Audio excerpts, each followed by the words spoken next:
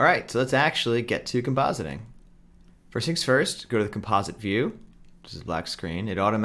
Sometimes it automatically switches you over to the IMG area automatically. Otherwise, set it yourself to IMG. There's tab, and the only kind of node you can make is an image network.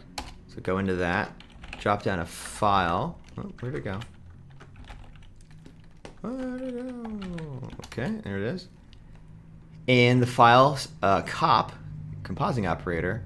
I forgot to change it back. Change your take back to the main take. We don't want to make if you make new nodes while you're in one of these takes, it will like set all of their parameters into the override or into the HQ override or whatever. So don't do that. So switch it back to main. So image network file. Let's go find in the job area here the renders we made. So we'll start with the smoke. And we should see that now. Very good, as we know. Now again, we know we have all these different image planes. We want to bring them out so we can modify them. So let's use a node called the channel copy. Because ultimately, the color is whatever's in the C area. So let's take a channel copy and copy to the C one of the things. So the main one that we're interested in is the environment light direct. So I'm going to start with that one. So as we know, this is what it looks like when there's no all that extra stuff applied. If you shift click the blue display here, we can look at both at the same time. So if we want to confirm ourselves that it's only, you know, that one layer and not these extra lights and stuff, there you go. So if we go back to just looking at this one by clicking this, as you can see. So that is the environment light direct. So we can say that, or something just to remind us what it is. And we want to do that with the other 4 layers as well. So this is going to be the other direct. That can be the geom light. We don't actually need to have them all visible, but I suppose it'll do it for now. Let's do the env light indirect. And let's do the geom light indirect. And there you are. So now we can see all of our different things at the same time. It's kind of really choking on that, but it is technically doing it. But that's why we don't actually want to see them all at the same time. So, in any case, even these previews are kind of slowing it down a little bit, I suppose. But that's fine.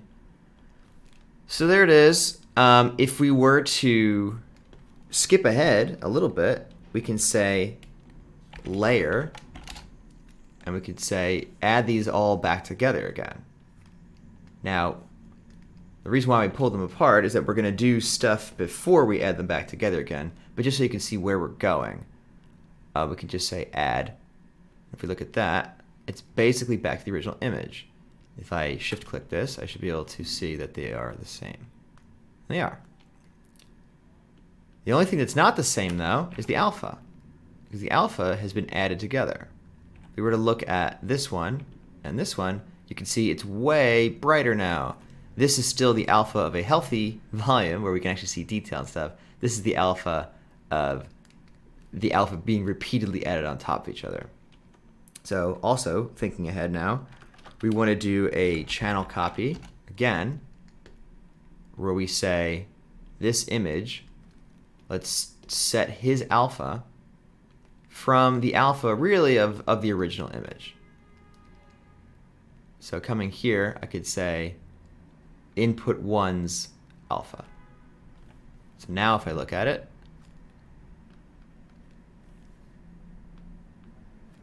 I feel like it didn't do that.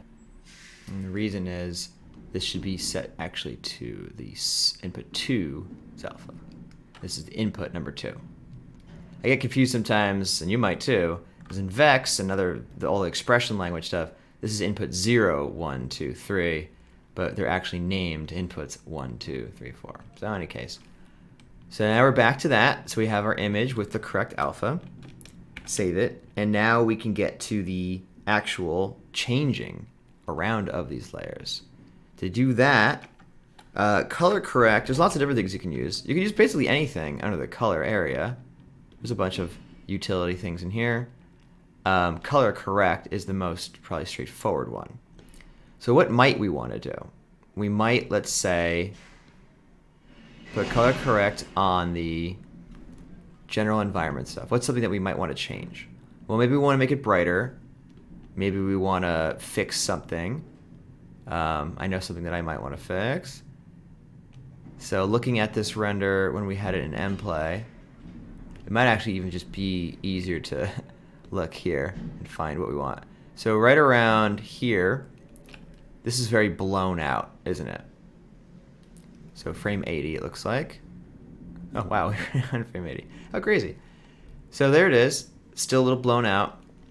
What we might do is say, take the highlights.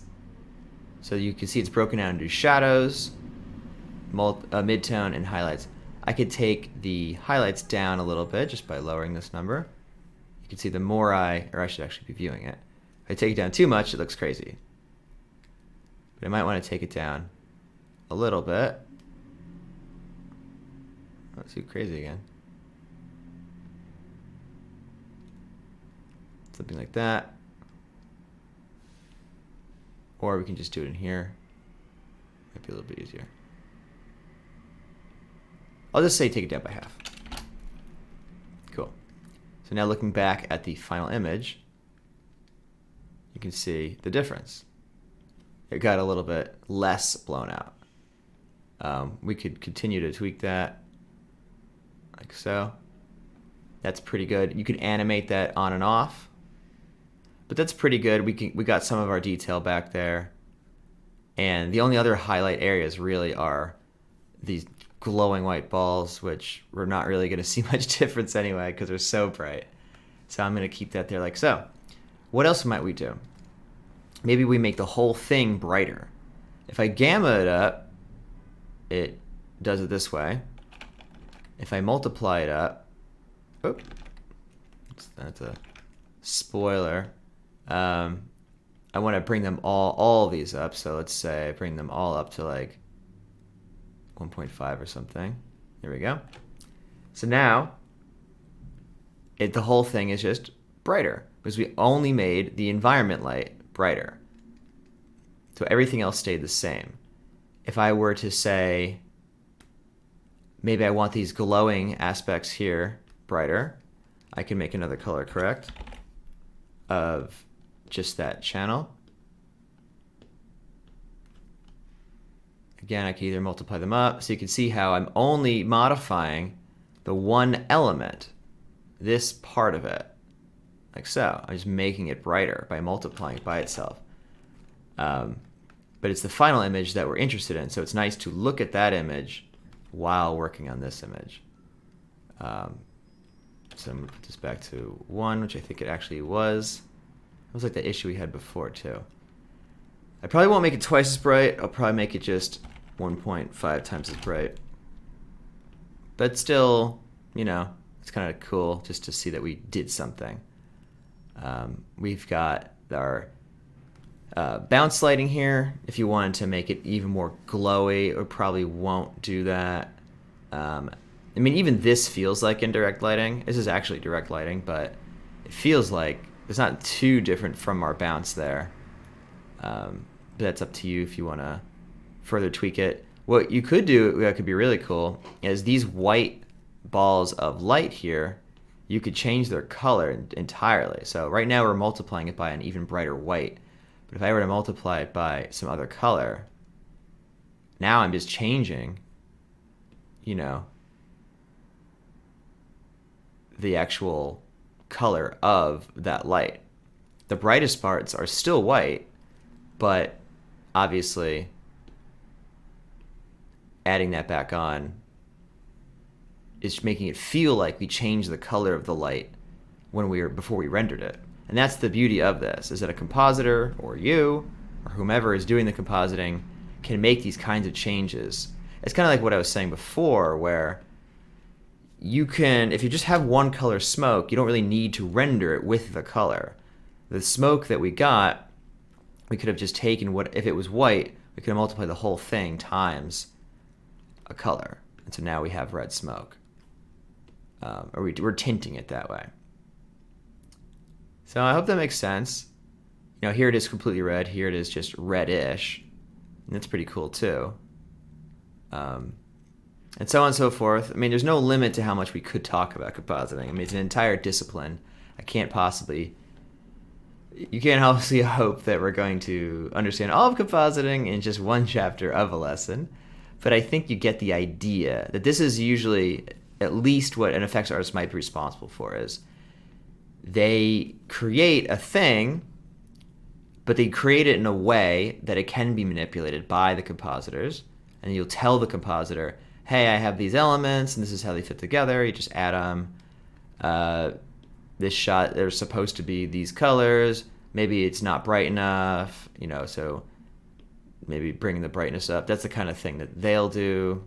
If it's a small enough shot, maybe you're doing it, and so on and so forth. So there you go. All that doesn't change, of course, again, the alpha, because we're just copying in the original alpha at the end.